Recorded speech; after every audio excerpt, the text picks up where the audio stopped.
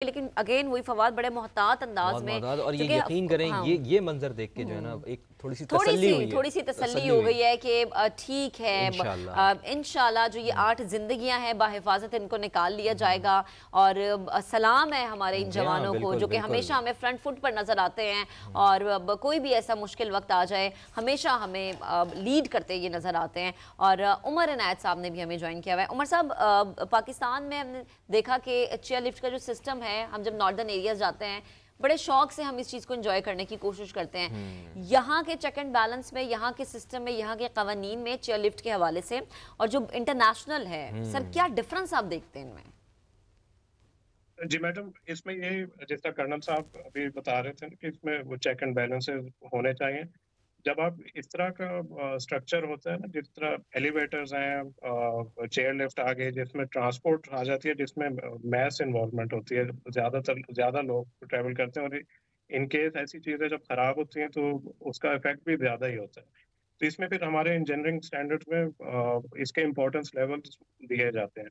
तो ये basically residential से 1 दर्जा या 2 दर्जे ऊपर होते हैं। इसमें बहुत सारे चेक्स होते हैं, अर्थक्वेक एनालिसिस है, विंड एनालिसिस है, और इसके साथ साथ जो मेन चीज़ जो ज़रूरी है कि वो पीरियोडिक मेंटेनेंस और उसके अलावा इसकी सर्टिफिकेशन, कि हर साल कोई इंजीनियर या कोई एक्सपर्ट आए, उसको सारे को देखे, उस पुलिस को देखे, केबल्स को देखें, उसकी टेस्टिंग हो, देखें लुब्रिकेशन हुई है, कोई सेक्शन ऐसा तो नहीं जो रिप्लेसमेंट रिक्वायर कर रहा है, तो उसको सर्टिफाई करें, वहाँ सर्टिफिकेट लगाओ सामने ही कहीं रिसेप्शन पे। और इस तरह के जो बैठे हैं उनके लिए भी तसल्ली होगी, स्टेट के लिए भी तसल्ली होगी, और ये कि इस तरह के फिर हादसे अवॉइड किए जा सकते हैं।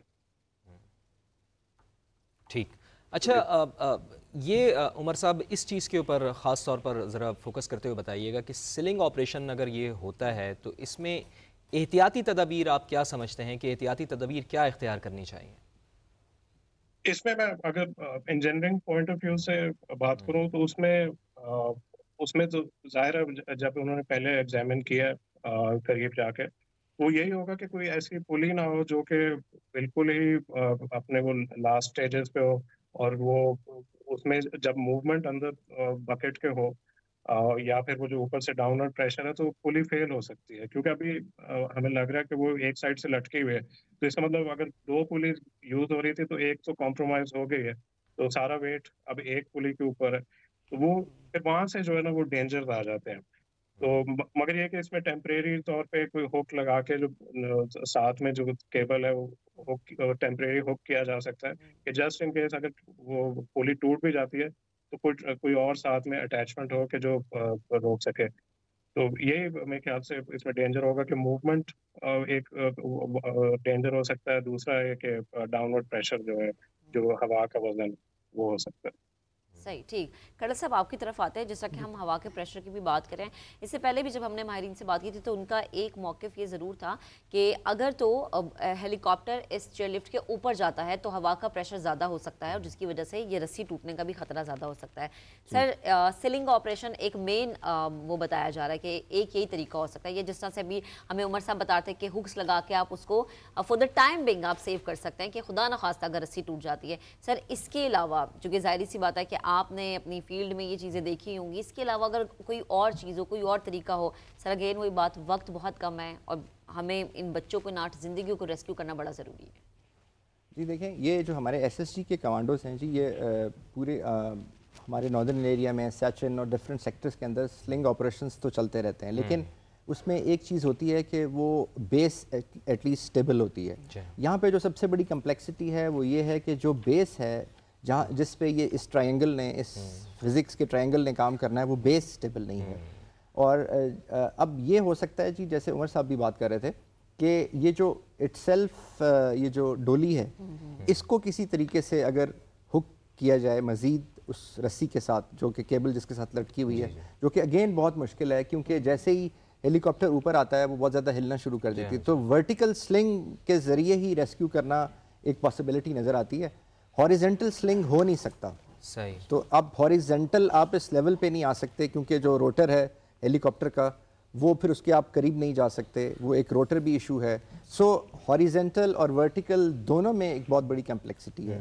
तो इसलिए अब आई थिंक कि ये एक ही ऑप्शन बचता है, जैसे अभी अटेम्प्ट की जा रही है, जैसे आप देख रहे हैं कि अभी जो एसएसजी के सोल्जर हैं वो जा रहे हैं। I think this is the only option जो किसी भी तरीके से अगर किया जाएगा तो रेस्क्यू इसी तरह से हो सकता है। यानी गन साहब, अगर इसको आम जबान में समझाया जाए कि हेलीकॉप्टर हाइट पर हो जी, उसमें से आर्मी का जवान जैसे हम देख रहे हैं जो कमांडो हैं वो नीचे आए और वो फिर 1 बाय 1 करके एक बच्चे को रेस्क्यू करें, बिल्कुल यही है। इसमें सिर्फ एक इशू ये होता है कि अगर वो अपनी स्लिंग बहुत लंबी करेंगे तो तब भी रेस्क्यू मुश्किल हो जाएगा, क्योंकि वहां से उस इंडिविजुअल को ऊपर लेके जाना है। तो एक बहुत लंबी भी नहीं कर सकते, और अगर आप वो नहीं करेंगे तो फिर वो जो उसका रोटर वॉश है, यानी जो उसका प्रेशर है उसके रोटर का, वो उसको इनस्टेबल कर देता है। तो आई थिंक अब इस स्टेज के ऊपर जो एसएसजी का सोल्जर हैं वो उसकी डेक्सटेरिटी है और उसकी जो महारत है, आई थिंक इसीलिए वो बार बार अटैम्प्ट कर रहे हैं कि एक दफ़ा उनको, और जैसे ही वो पहली अटैम्प्ट हो गई तो आई थिंक वो उसको हुक भी कर लेंगे जी, और हुक की भी इंशाल्लाह कोशिश हो जाएगी और फिर ये नेक्स्ट अटैम्प्ट ईजियर होगी। जी सही, ठीक। अच्छा उमर साहब, आपकी तरफ आते हैं, क्या कवानीन होते हैं जब भी कोई भी चेयर लिफ्ट बनाई जाती है या उसके जो है, ठीक है उमर, आपकी तरफ आने से पहले हमारे रिपोर्टर भी हमें ज्वाइन कर चुके हैं और उनसे हम जानेंगे कि क्या सिचुएशन है। प्लीज़ बताएगा इस वक्त क्या ताज़ा तरीन अपडेट है?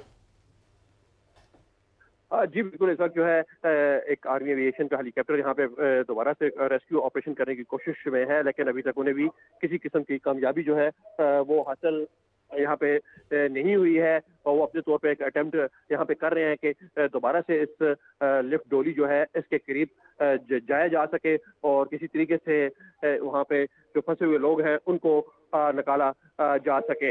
लेकिन अभी तक किसी किस्म की यहाँ पे कामयाबी हमें नजर नहीं आ रही। इससे कबल 2 से 3 अटेम्प्ट्स पहले भी की गई थी, लेकिन अभी दोबारा से ये कोशिशें यहाँ पे जारी है कि किसी तरीके से इन लोगों को रेस्क्यू किया जा सके, क्योंकि 8 घंटे से ज्यादा का टाइम यहाँ पे गुजर चुका है कि वो लोग यहाँ पे फंसे हुए हैं। उनके जीजो अकारब, अहले हलाका की एक बड़ी तादाद यहाँ पे नीचे खड़ी है और वो उनकी हौसला बढ़ाने की कोशिशें कर रहे हैं। जी ठीक है आतिफ, आप वहाँ पर मौजूद हैं और मुसलसल लम्हा बलहमा में जो सूरत हाल वहाँ पर डेवलप हो रही है उससे आगाह करें। सुल्तान हाली साहब भी हमारे साथ मौजूद हैं, एविएशन एक्सपर्ट हैं। एयर वाइस मार्शल साजिद हबीब साहब भी हमें ज्वाइन कर चुके हैं।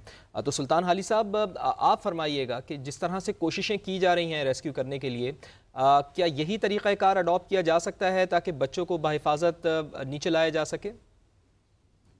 देखिए, जो सूरत हाल है वो इंतहाई कठिन है और मैं समझता हूँ कि जो कोशिश जारी है यही स्लिंग ऑपरेशन के ज़रिए ये वाहिद हल है इस फिल वक्त। लेकिन अब मुकाबला जो है वो है आपका वक्त के साथ, क्योंकि दिन ढलता जा रहा है, और दूसरे ये है कि जैसे जैसे शाम होती है और उसके अलावा ये कि मौसम की ख़राबी के भी इम्कानात हैं। तो मेरे ख़्याल में अब कोशिश ये करनी चाहिए कि किसी तरह से हेलीकॉप्टर के ज़रिए जो आपने स्लिंग लटकाया है, तो उसी तरह अगर आप विंच से हुक लटकाएं और हुक अप कर लें इस केबल कार को, तो फिर कोशिश करें।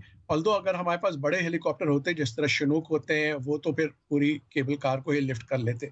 लेकिन मेरा नहीं ख्याल कि इस जो हेलीकॉप्टर इस वक्त रेस्क्यू में शामिल हैं वो उसको लिफ्ट अप कर सकेंगे। लेकिन अगर हुकअप उन्होंने कर लिया तो उसमें ये होगा कि फिर एक एक बच्चे को जो है वो कमांडोज गाइड करके उसी विंच के जरिए ऊपर खींच सकते हैं। तो अच्छा, साजिद हबीब साहब भी हमारे साथ मौजूद हैं। साई साहब, आपका क्या ख्याल है, ये जो तरीक़ाकार इख्तियार किया जा रहा है क्या यही तरीक़ाकार है या और कोई भी तरीक़ा इख्तियार किया जा सकता है? सबसे पहले तो दुआ है कि अल्लाह ताला इन जो बच्चे और जो साथी वहाँ पे हैं डॉली में उनको महफूज रखें और खैरियत से इनका रेस्क्यू ऑपरेशन हो जाए। मैं भी सुन रहा था, मेरे मोहतरम में सर सुल्तान हाली ये और आबिद लतीफ़ साहब ने बिल्कुल ठीक बताया। सबसे पहले इंपॉर्टेंट जो चीज़ है, आई एम श्योर जिसके लिए वो कोशिश कर रहे हैं कि इसको सिक्योर किया जाए, बिकॉज वो एक केबल के साथ लटकी हुई है और हवा भी चल रही है। रोटर का अपना जो डाउन वॉश होता है वो बड़ा ही बहुत ज़्यादा होता है, तो इसको सेव करने के लिए आई थिंक इन दोनों मोहतरम हजरात ने बहुत ही मुनासिब तज्जिया किया है कि इसको सिक्योर करना है। आपके पास उसके बाद स्लिंग ऑपरेशन की ऑप्शन है या आप जो रोप लेडर होती है उसके जरिए करने की, तो ये इसके अलावा और कोई ऑप्शन नहीं है, बिकॉज हमारे पास कैपेबिलिटीज नहीं है, शिनोक नहीं है हमारे पास। जैसे सर सुल्तान हाली ने कहा, अगर वो बड़े हेलीकॉप्टर्स होते तो शायद सूरत हाल बेहतर होती है। फिर मौसम देखे खराब हो सकता है और उसके अलावा हेलीकॉप्टर्स का भी इतना एक टाइम है, रिफ्यूलिंग के लिए जाना पड़ेगा। ये अच्छा किया कि उन्होंने एक से ज्यादा हेलीकॉप्टर इसमें लगाए हुए हैं। वो भी एक ऑप्शन जो एक बीच में प्रॉब्लम हो जाता है। लेकिन ये सबसे पहले इस चेयर लिफ्ट को सिक्योर करना है, उसके बाद ही स्लिंग ऑपरेशन या जो है बच्चों को एक एक करके वहां से निकालने का या रोप लेडर के जरिए करने की ऑप्शन है। तो मैं तो दुआ कर रहा हूँ, बैठा हूँ, और आप सब भी दुआ कीजिए। जी बिल्कुल बिल्कुल, दुआ तो हम कर रहे हैं, कोशिश हम सब ही यही है कि, और हमारी तमन्ना यही है, उम्मीद हमारी यही है, हम उम्मीद लगाए हुए हैं अल्लाह ताला की ज़ात से कि खैर आफ़ियत के साथ ये बच्चे नीचे आएँ। कर्नल साहब, यानी अगर ये पूरे सिनेरियो को देखा जाए तो असल बात हम ये कह सकते हैं कि असल मुकाबला हमारा इस वक्त वेदर से है, चूँकि थोड़ी देर के बाद जिस तरह मैंने पहले भी आपसे अर्ज़ किया था कि शाम हो जाएगी, अंधेरा हो जाएगा। कोशिश हमारी यही होनी चाहिए कि फिर खुदा न खास्ता अगर अल्लाह ना करे कि बारिश भी हो जाती है, मौसम ख़राब होता है, तो फिर तो और ज़्यादा टेंस सूरत हाल हो जाएगी। तो कोशिश हमारी यही है कि शाम ढलने से पहले पहले ही ये ऑपरेशन मुकम्मल कर लिया जाए। जी बिल्कुल, आप कह सकते हैं कि जी हमारा ज़ाहिर है जो वेदर और जो लाइट है और जो हवा जैसे चल रही है उसके साथ भी एक हमारा एक मुकाबला